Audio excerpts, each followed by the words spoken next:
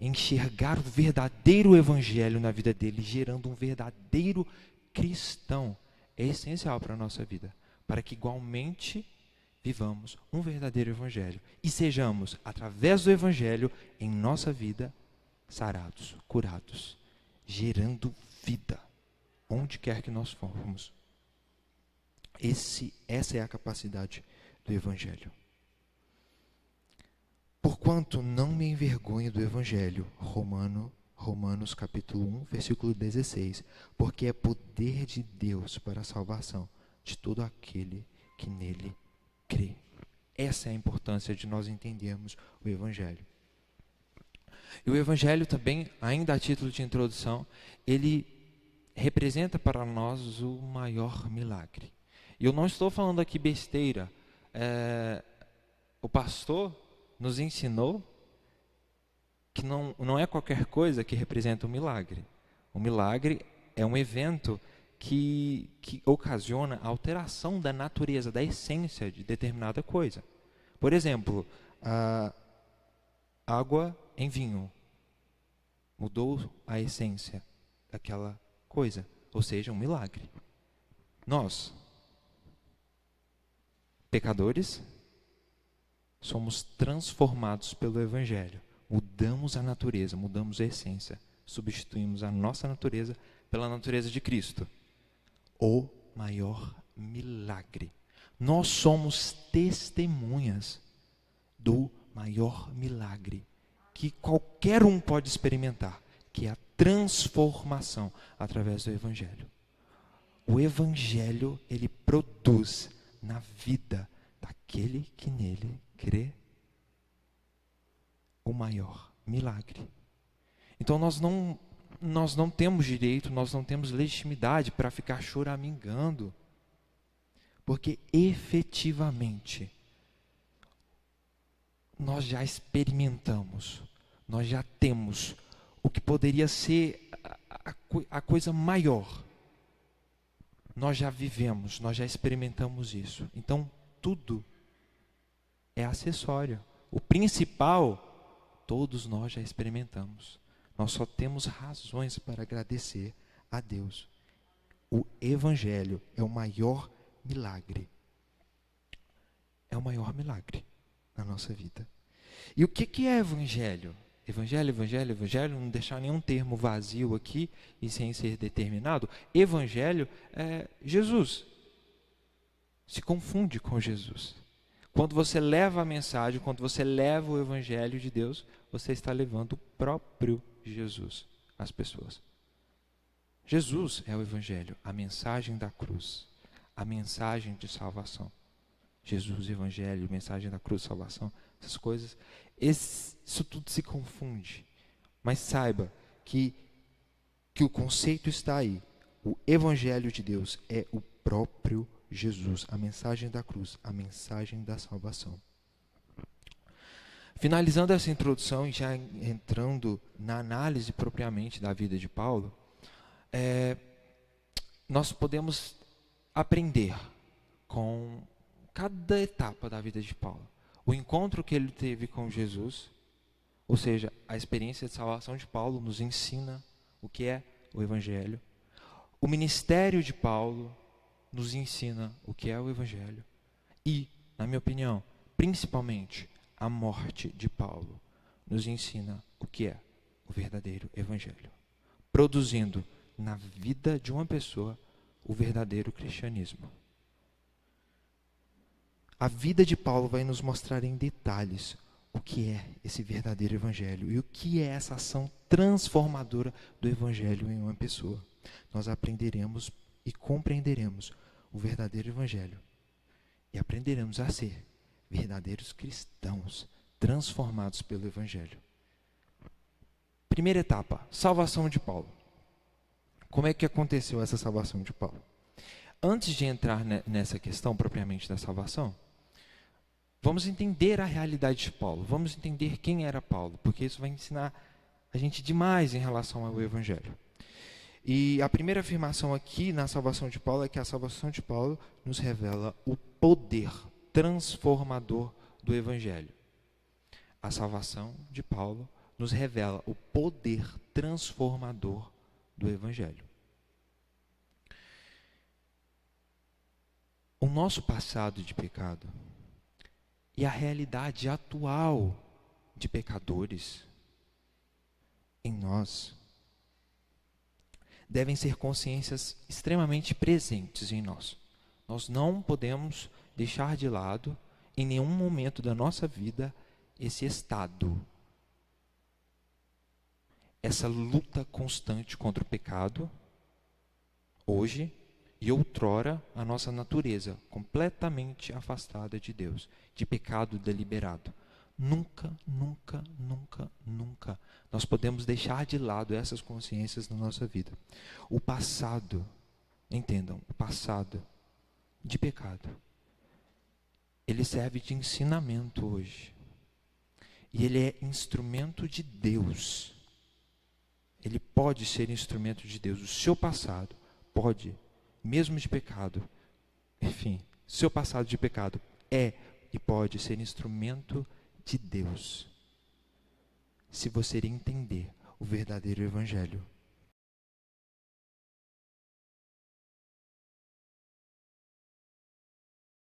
Costumes, pessoas que não têm vida para gerar, pessoas que impõem regras aos outros, que elas próprias não podem cumprir, pessoas que geram uma religiosidade ferida para o mundo. Se nós não tivermos o Evangelho arraigado no nosso coração, a verdade do Evangelho arraigada do nosso coração, nós seremos esse tipo de pessoa, religiosos, sem vida de Deus. E por que eu digo isso? Porque a partir desse momento que nós nos tornamos legalistas, que nós nos tornamos verdadeiras pessoas que vivem apenas do costume, nós não teremos identidade com aquela pessoa que está lá fora. O pecador lá fora vai ser o diferente. E não é isso que o Evangelho de Deus nos leva a perceber. Nós temos que ter em mente que todos pecaram. A realidade de pecado, ela é comum a todos nós. O pecado, entendam, ele não nos afasta um dos outros, mas o pecado gera identidade em nós.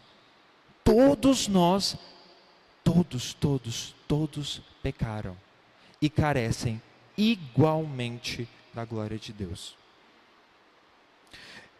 Hoje eu estou aqui pregando pela graça de Deus, estou aqui hoje, mas não quer dizer que o pecado não seja uma possibilidade.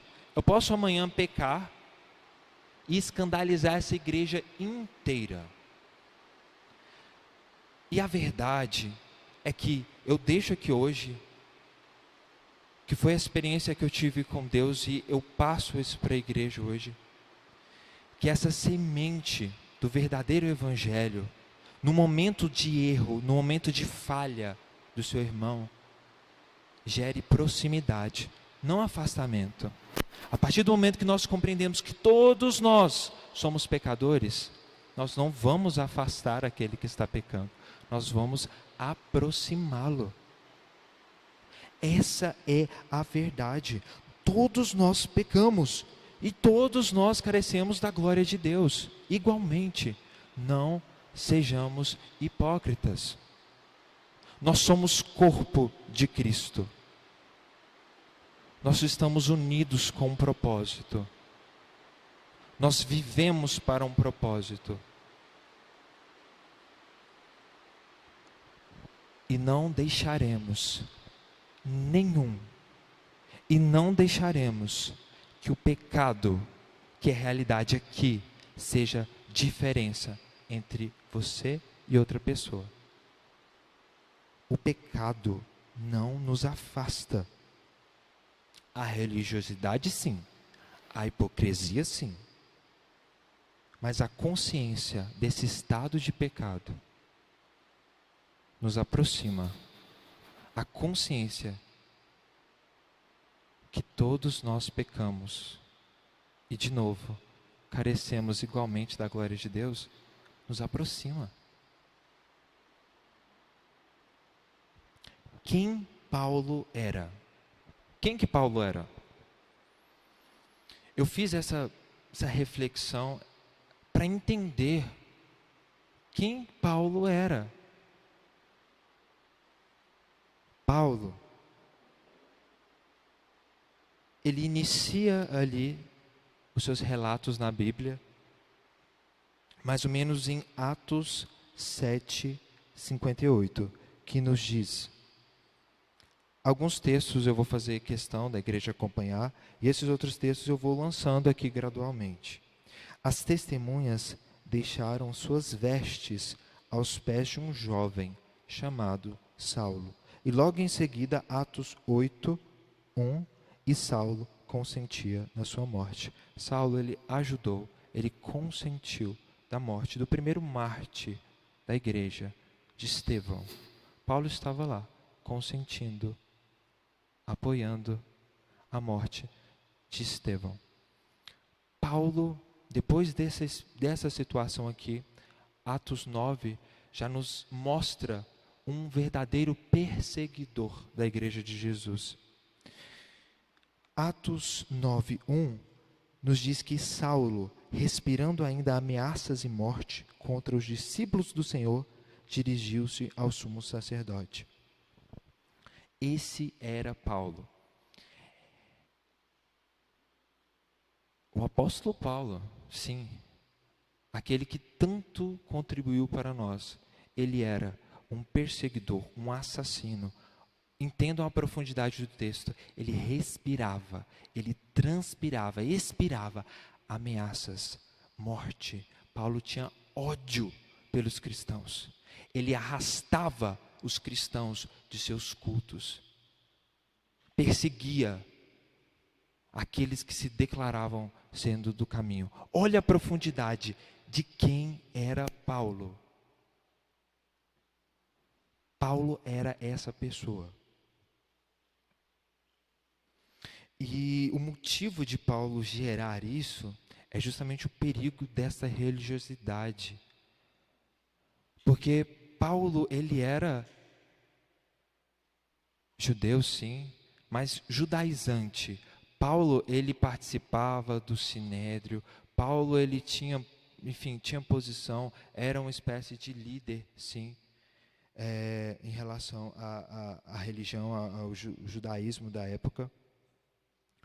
E nessa construção de religiosidade, de visão humana sendo transportada para uma religião que deturpa essa religião, Paulo, quando encontrou com o próprio Deus, Paulo dizia servir a Deus, mas quando ele encontra com o próprio Deus, por causa desse tanto de ruído que a humanidade pode levar para a religião, Paulo, quando ele encontra com o próprio Deus, a quem ele professava, ele não o reconhece. Ele declara Cristo como um herege e persegue a Cristo e aos discípulos do Senhor. Olha o perigo dessa religiosidade. Olha o perigo de nós ficarmos trazendo conceitos, visões, coisas nossas para o reino de Deus, para o Evangelho. Existe uma direção, é do alto para baixo, é de Deus para nós. Tudo além disso vai criar uma heresia, que se o próprio Deus aparecer diante de uma pessoa assim, ela não reconhecerá. Tamanho é essa influência, esses costumes, tudo que é humano sendo envolvido na religião. A verdadeira religião é Jesus, é Cristo. Ele simplesmente não precisa de nós para nós ficarmos criando detalhes, não. O Evangelho, ele está pronto. O reino de Deus em nós, ele está pronto. Não precisa de inovação nossa. Nós precisamos compreender e trazer para dentro. Simplesmente isso. Então, essa era a razão. Olha o tamanho do perigo disso, dessa religiosidade. Essa era a razão por Paulo perseguir furiosamente os cristãos. Essa era a razão. E não restam dúvidas acerca da capacidade transformadora do Evangelho. Olha quem era o apóstolo Paulo. E olha quem vai se tornar. Vocês conhecem o apóstolo Paulo. Olha quem vai se tornar esse homem de Deus. O Evangelho é poder de Deus para a salvação, para a transformação de vidas. Não há limites de transformação para o Evangelho, para a mensagem da cruz, para o nosso Deus. A vida de Paulo e a nossa consciência do pecado nos leva a entender o poder do Evangelho para a transformação de vidas. Então, o estado de Paulo, longe de Deus, assassino, nos leva a enxergar o poder de Deus para a transformação. Paulo foi transformado. Amém. Qualquer um pode ser transformado pelo Evangelho, a exemplo de Paulo. A salvação de Paulo, também, no segundo ponto, nos revela a soberania de Deus. Então, Paulo, ele estava ali em Jerusalém, como eu falei, participou da morte de Estevão, logo em seguida se levanta como um perseguidor da igreja de Cristo em Jerusalém. Não sendo bastante, Paulo vai até o sacerdote, o sumo sacerdote, e pede cartas para ir a uma cidade chamada Damasco. A cidade de Damasco ficava aproximadamente 240 quilômetros de Jerusalém. E por que, especificamente, Paulo foi para Damasco? Por que a igreja, por que o Sinédrio, o conselho, decidiu enviar Paulo como esse perseguidor, especificamente a Damasco? Damasco era uma região comercial. Ali passavam pessoas de diversas nações, diversos estados, diversos lugares. E se o evangelho crescesse naquele lugar, seria um perigo muito grande para a igreja, para os judaizantes. Então, por isso que eles se reúnem e enviam Paulo como o perseguidor para exterminar com o evangelho em Damasco. Atos capítulo 9, verso 2 diz que ele pediu cartas para as sinagogas de Damasco, a fim de que, caso achasse alguns que eram do caminho, assim homens como mulheres, os levassem presos para Jerusalém. E Paulo vai, determinado.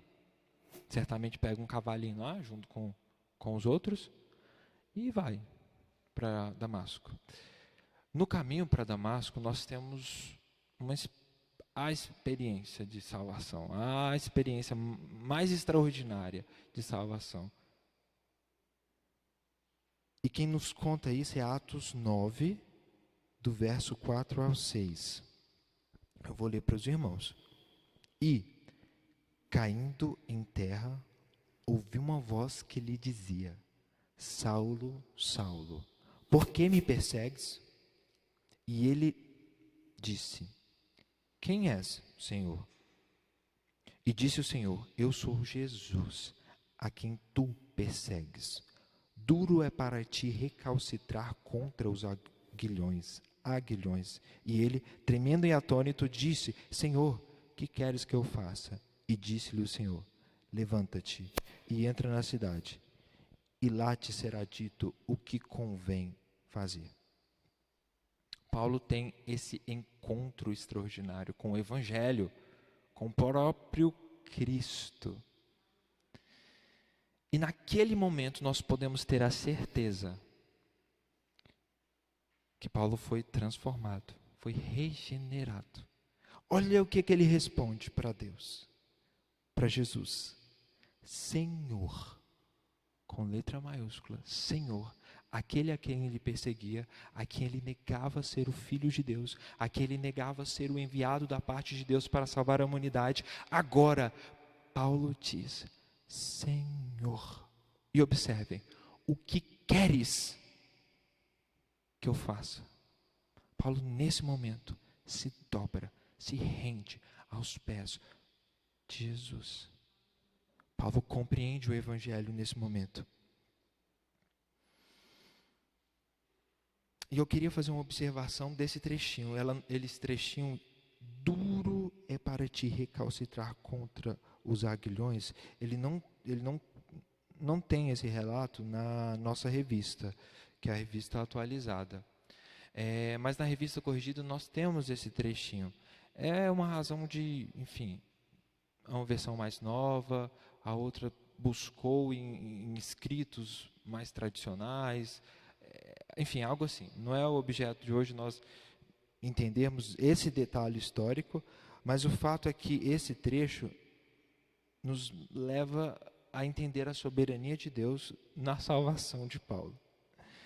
Jesus diz, em outras palavras, duro é para ti recalcitrar contra os aguilhões. O que Jesus estava dizendo para Paulo? Paulo, eu tenho lançado sobre você a minha semente. Em cada oportunidade que você perseguia os meus filhos, eu lançava vida sobre você. Você está resistindo ao Evangelho. Você está resistindo. Isso está sendo duro para você. Isso está te machucando, Paulo. Dura coisa é para ti recalcitrar contra os aguilhões. Os aguilhões eram uma espécie de guia que era colocado em bois. E quando esses bois não queriam levar o carro ali, eles ficavam se debatendo e tal, isso machucava os bois. E Jesus faz esse paralelo, fala, Paulo, você está se machucando, se debatendo. Paulo, abre os olhos, Paulo, enxerga, hoje é o dia da sua experiência de salvação.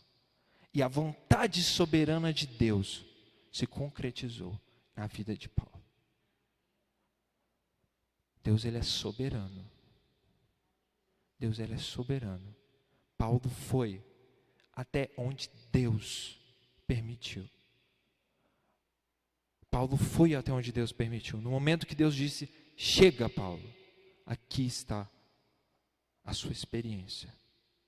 E Paulo abre. E Paulo, talvez até uma analogia, Paulo fica cego naquela ocasião. Paulo fica cego. E ele é, obviamente, levado até Damasco, ajudado pelas pessoas que estavam acompanhando. E aí nós já entramos no segundo ponto, o ministério de Paulo. O primeiro ponto, a salvação. A salvação de Paulo nos revela o poder do Evangelho para a transformação, entendendo quem Paulo era e o que o Evangelho pôde fazer na vida do perseguidor de Jesus. E o Evangelho e a salvação de Paulo nos leva a entender que o Evangelho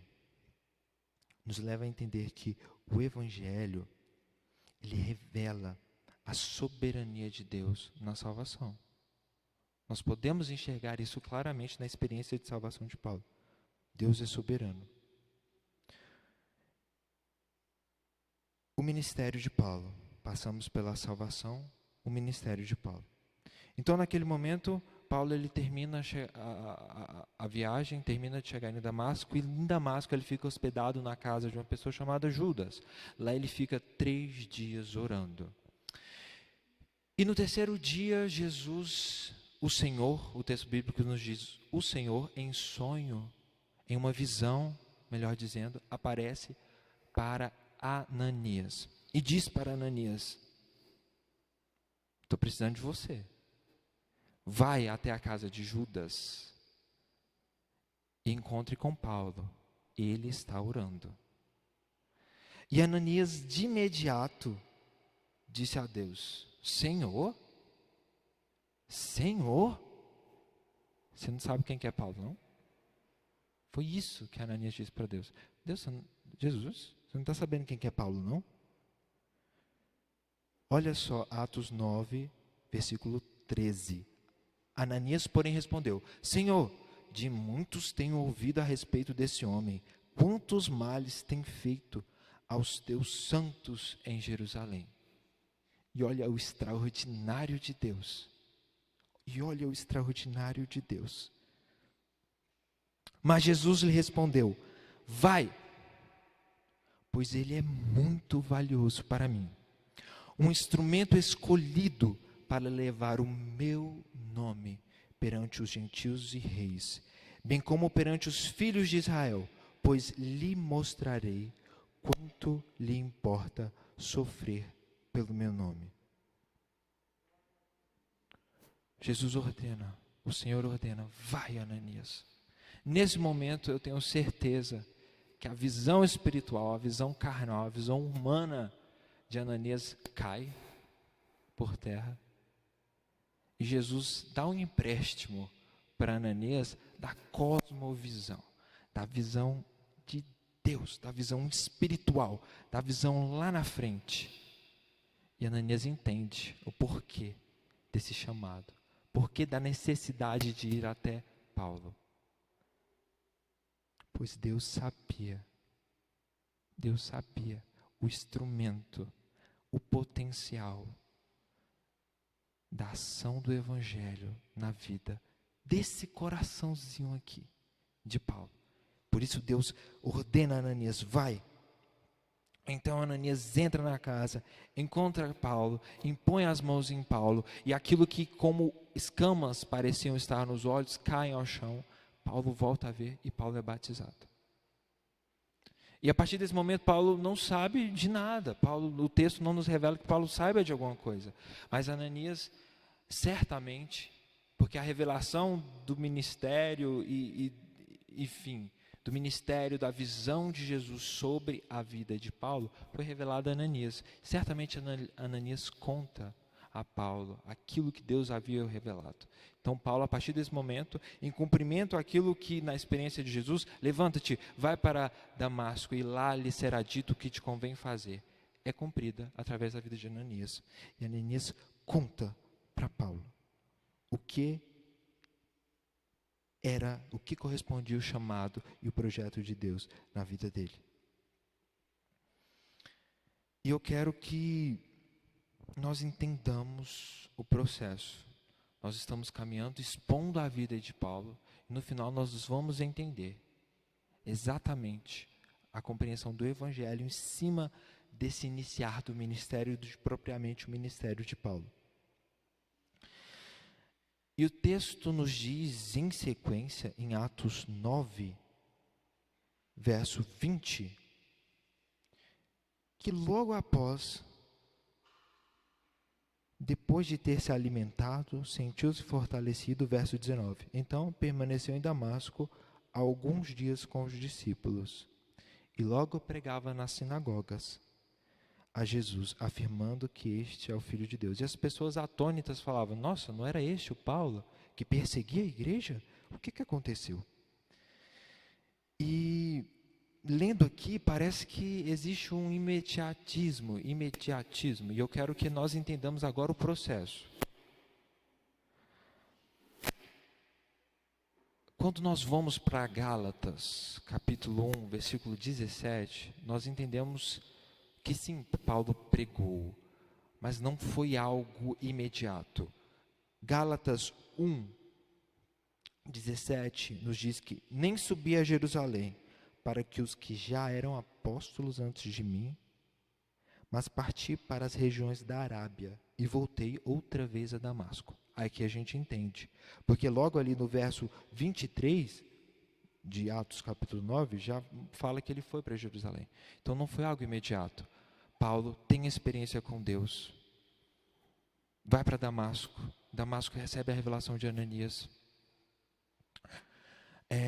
prega, se retira para a região da Arábia. Ali ele passa 3 anos, porque o capítulo 1, verso 18 de Gálatas nos diz que decorridos 3 anos, então subir a Jerusalém. Ele passa 3 anos nessa região, certamente gerando vida através dessa experiência, gerando vida. E é extraordinário que Paulo pregou. O verso 20 nos disse isso, e logo pregava na sinagoga. Mas o extraordinário de Deus é que no verso 22 já diz que Saulo, porém, mais e mais fortalecia e confundia os judeus que moravam em Damasco, demonstrando que Jesus é o Cristo. Paulo não só falava de Jesus. Paulo se recolheu. Olha o processo. Paulo se recolheu, ficou 3 anos. A Bíblia não relata nada nesse período, não relata. Certamente Paulo estava numa meditação profunda, intensa, com Deus, em Deus, gerando o Evangelho diversas vezes em sua vida, compreendendo, meditando, se permitindo ser transformado pela essa ação transformadora do Evangelho. E Paulo retorna, e a pregação do Evangelho, agora na vida de Paulo, incomoda. A ponto que no verso 23, os judeus daquela cidade já querem expulsar a Paulo de lá. Por quê? Porque o Evangelho não era um evangelho superficial na vida de Paulo. Ele viveu, ele experimentou nesses momentos a sós com Deus, 3 anos, o verdadeiro evangelho. E agora ele volta e passa a incomodar os judeus, demonstrando que Jesus é o Cristo. E o verso 23 diz que, decorridos muitos dias, deliberaram entre si tirar-lhe a vida. Porém, o plano deles chegou ao conhecimento de Saulo. Dia e noite guardavam também as portas para o matarem. Mas os seus discípulos tomaram-no de noite e, colocando-o num cesto, desceram para a muralha. E aí sim, Paulo segue para Jerusalém. Olha o processo. Em Jerusalém, Paulo conversa, ajudado por Barnabé. Barnabé o apresenta aos apóstolos, já em Jerusalém. Ele expõe a experiência, expõe aquilo que ele tinha vivido no Evangelho. Aí nós podemos chegar à conclusão. Agora sim, Paulo vai ser o instrumento de Deus. Paulo vai ser o referencial que nós temos aqui hoje. Não. Paulo começa a pregar na igreja em Jerusalém e causa um verdadeiro tumulto. A ponto que os próprios irmãos já pegam Paulo, levam lá para Cesareia, embarcam ele num barquinho e para Tarso. Enviam ele para Tarso. Vou ler aqui.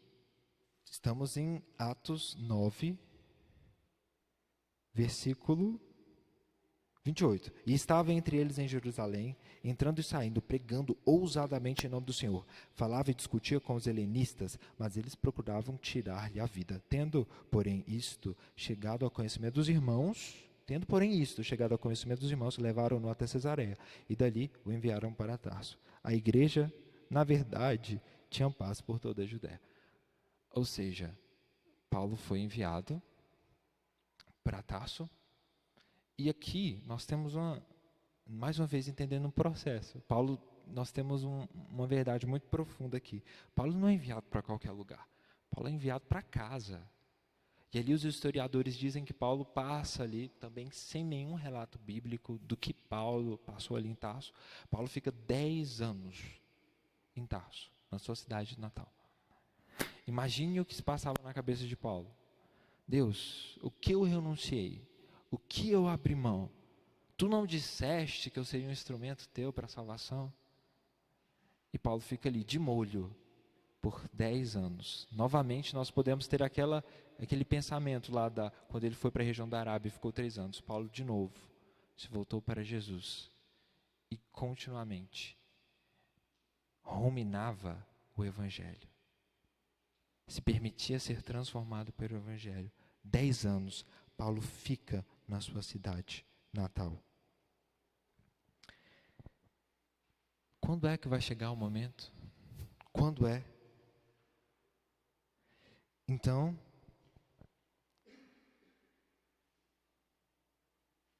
em dado momento, a igreja em Jerusalém, ela decide iniciar viagens missionárias. Existe um movimento evangelístico para Antioquia. E a igreja vai enviar Barnabé. A igreja de Jerusalém vai enviar Barnabé. Barnabé, opa, tem um indivíduo ali, gente boa, vamos buscar ele lá em Tarso. E é exatamente o que Atos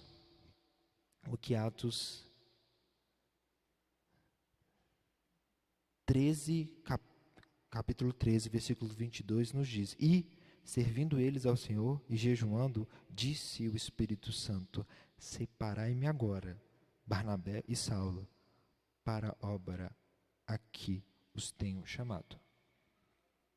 3 anos, 10 anos, perseguido, levado para sua cidade natal, ficando na Arábia, na região desértica.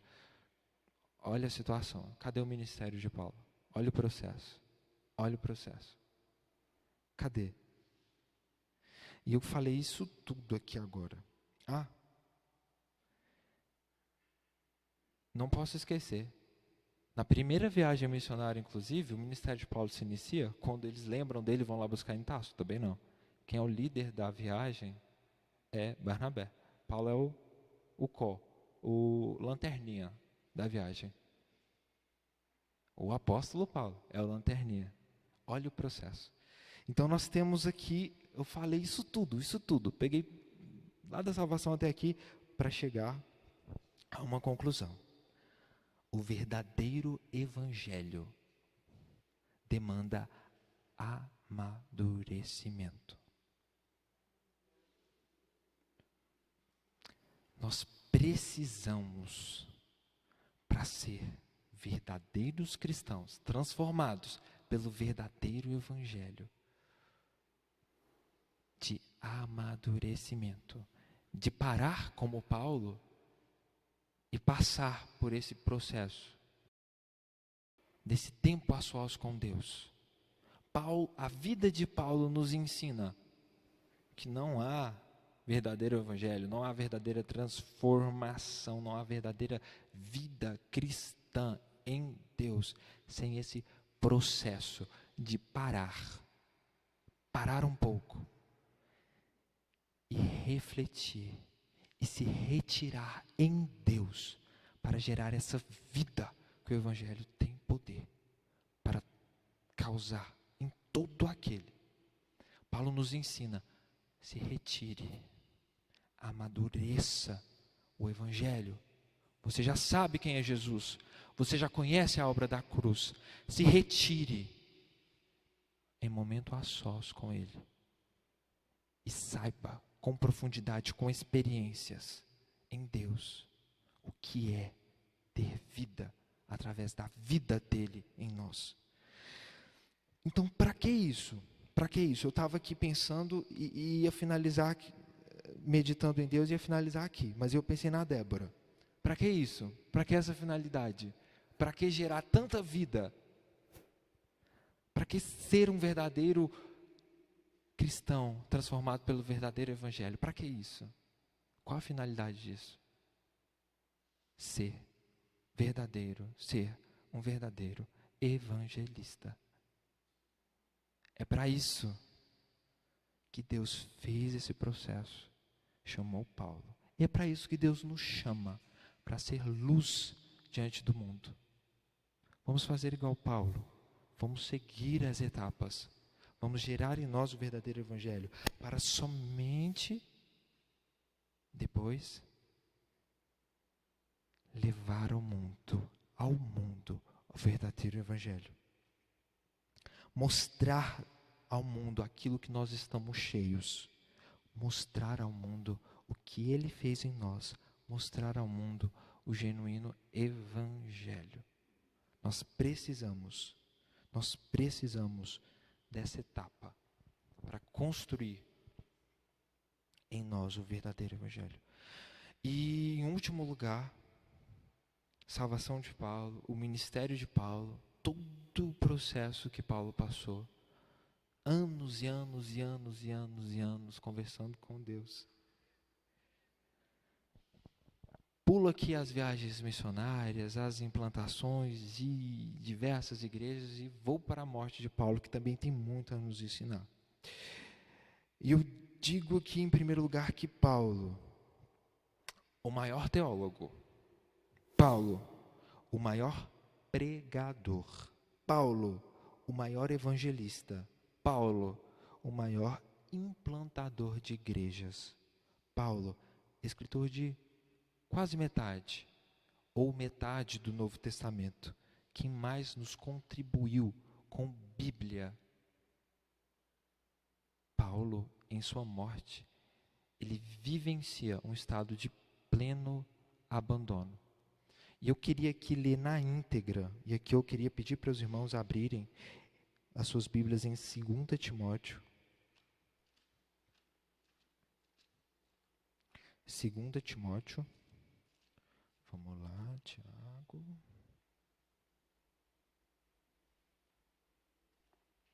Capítulo 4. Verso 6. 2 Timóteo, capítulo 4, verso 6.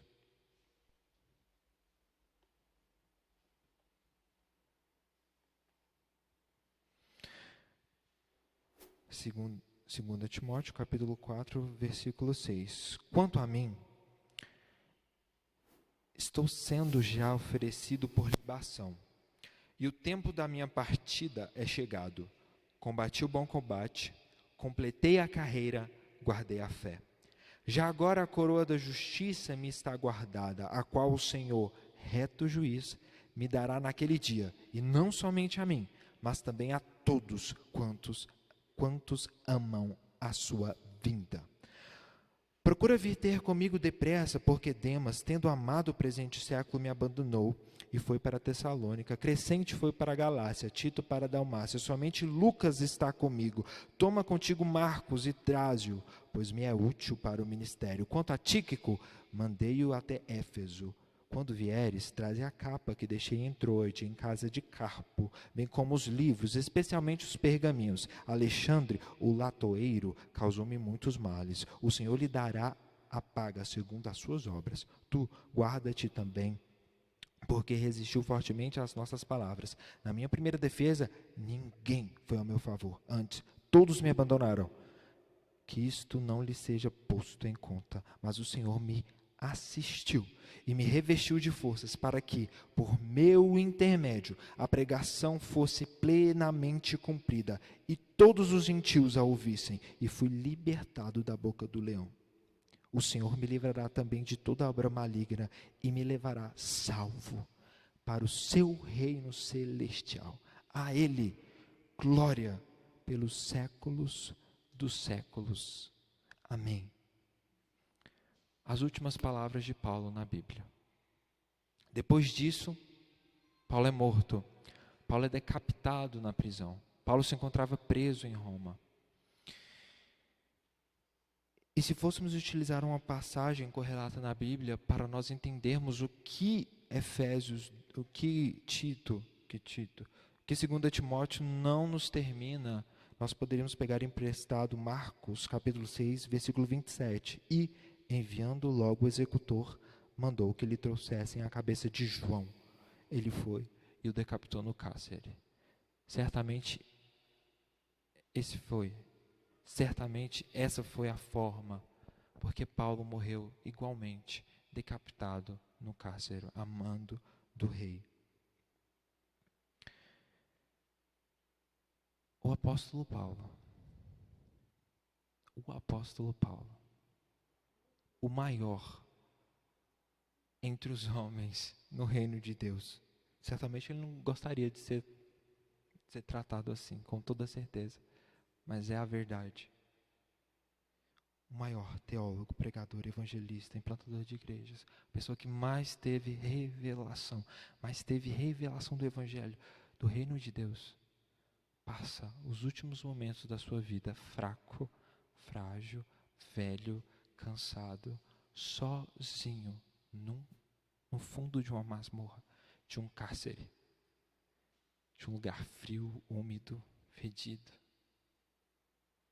O apóstolo Paulo, a referência hoje para nós, passou os últimos momentos da sua vida nessa situação.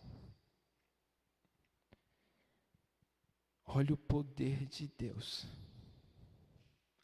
Olha o poder que o Evangelho tem. Efetivamente, o Evangelho é poder de Deus para a salvação. Olha o poder que o Evangelho de Deus teve em Paulo. O verdadeiro Evangelho produz vidas que jamais irão abandonar a Cristo. Jamais. Paulo nos ensina em sua morte que mesmo lhe faltando tudo, ele era plenamente sarado, estava plenamente completo, não lhe faltava nada. E nesse momento, Paulo traz aquilo que para mim é a maior contribuição de Paulo. Como é extraordinário, quanto a mim, estou sendo já oferecido por libação, e o tempo da minha partida é chegado. Combati o bom combate, completei a carreira, guardei a fé. Já agora a coroa da justiça me está guardada, a qual o Senhor, reto juiz, me dará naquele dia, e não somente a mim, mas também a todos quantos amam a sua vida. Olha a profundidade que o Evangelho, que o verdadeiro Evangelho tem de transformar a vida de uma pessoa.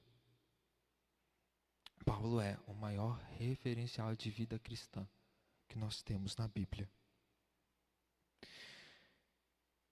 Salvação de Paulo, ministério de Paulo, olhos brancos aqui, e a morte de Paulo. A vida de Paulo, em cada detalhe, traz ensinamentos para nós e nós aprendemos com isso. Considerações finais. Nós já extraímos diversas conclusões, diversos ensinamentos. O verdadeiro Evangelho produz o verdadeiro cristão que jamais vai abandonar a Deus. O verdadeiro Evangelho, ele transforma qualquer criatura. O verdadeiro Evangelho, ele é poder de Deus para a salvação, e o verdadeiro Evangelho, ele tem o poder e a soberania de Deus. A salvação está na soberania de Deus. Nós entendemos que o verdadeiro Evangelho é ato de soberania de Deus. E nós entendemos que uma vez que esse Evangelho é gerado em nós, através do processo de muito tempo de dedicação, de entrega a Deus, esse Evangelho, ele vai transbordar. Ele vai incomodar, assim como incomodou na vida de Paulo. Nós vamos sair por aí cheios do genuíno Evangelho de Deus, do Evangelho saudável, daquele que pode transformar vidas e gerar vidas saudáveis. Nós entendemos tudo isso. E também, a título de considerações finais, nós entendemos que a vida de Paulo vai nos afastar de algumas falsas concepções. Pensem comigo, abrindo um parênteses. O que a teologia da prosperidade diria sobre a vida de Paulo? Imaginem, Paulo, para a teologia da prosperidade, seria certamente o maior fracasso. Olha a situação que Paulo estava no fim. Uma vida inteira para chegar no fim e morrer abandonado num cárcere sem nada. O verdadeiro Evangelho não tem nada a ver com isso. Não tem nada a ver com possuir, com ter, com as coisas deste mundo. O verdadeiro Evangelho, ele gera verdadeiros cristãos. Já falei isso muitas vezes. E esses verdadeiros cristãos não estão focados aqui. Eles assumem a sua pátria, a sua natureza de uma forma tão profunda que, assim como Paulo, pode faltar tudo, mas nós teremos tudo. Pode faltar tudo, mas nada irá nos faltar, porque nós temos a vida de Deus em nós. Nós somos salvos. Paulo tinha essa visão. O Evangelho produziu em Paulo essa visão.